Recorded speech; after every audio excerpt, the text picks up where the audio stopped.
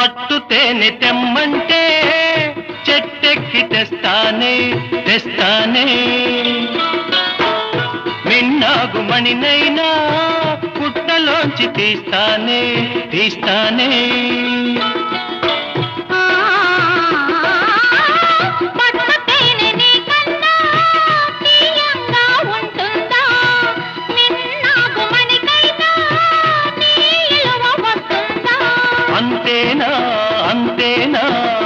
అవును.